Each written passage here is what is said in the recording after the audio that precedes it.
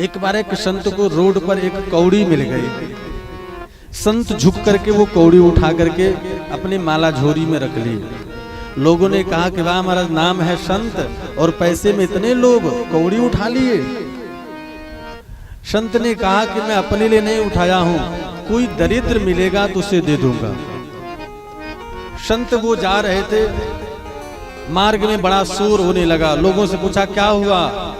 चारों तरफ से शोर है, मारो काटो, मारो काटो, मारो काटो। संत ने कहा क्या हुआ? बोले दक्षिण का राजा उत्तर के राजा पर आक्रमण कर दिया है। बोले क्यों? बोले जो उत्तर का राजा है ना वो थोड़ा गरीब है और दक्षिण का राजा है थोड़ा अमीर है।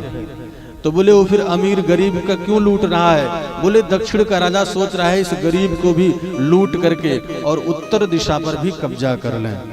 संत बीच रास्ते में खड़े हो गए, घोड़ा आ रहे हैं, बाबा हटो, संत हटो।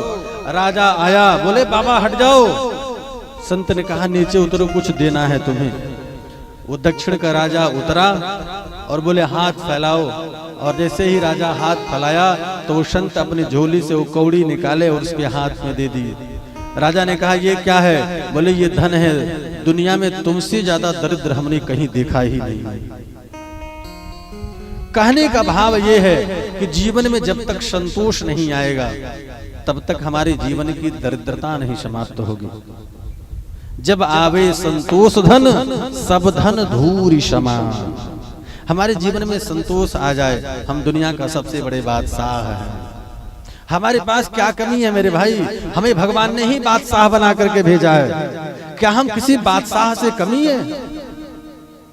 हम किसी से कम नहीं है मेरे भाई। मेरे भाई, हम जब भोजन करते हैं ना, भोजन तो चार जगह तो चेकिंग होती है, फिर हम भोजन करते हैं। इतने बादशाह हैं हम कोई साधारण व्यक्ति नहीं है। आप कहोगे महाराज कैसे? मैं आपको बताता हूँ। आपके सामने थाली सज करके आ जाए तो पहला चेकिंग ये आंखें करती हैं। आंख भोजन की तरफ देखेंगी कि दिखने में कैसा है। ये बताओ, अगर दिखने में खाना अच्छा होगा तभी आप खा सकते हो। दिखने में अगर अच्छा न दिखे तो आप खा नहीं सकते हो। खराब बर्तन में रखा हो, जूठे बर्तन में रखा हो तो आप खा सकते हो?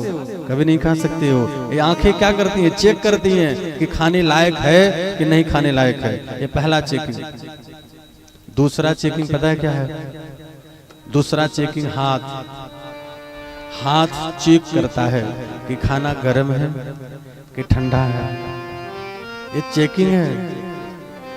खाने योग्य होगा वो खाना तभी हम खा सकते हैं। गरम गरम मुंह में डाल दो, जिह्वा जल जाएगी।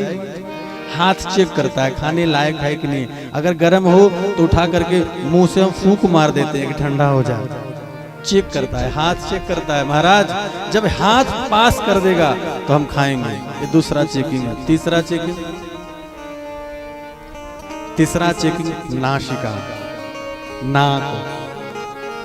नाक खाना के खुशबू को सूंघता है। अगर उसकी सुगंध अच्छा हो तो फिर मन में बड़ी प्रसन्नता होती है।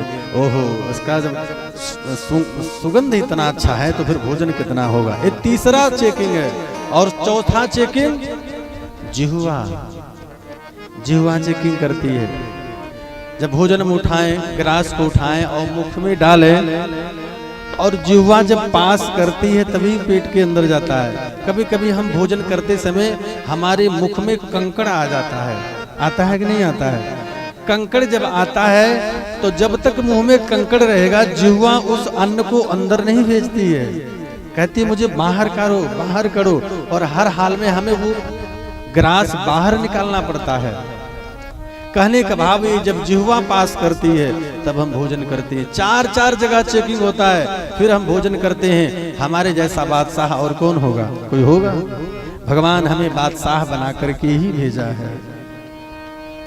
इसलिए हमें दुखी होने का काम नहीं है, हमें प्रसन्न रहना चाहिए।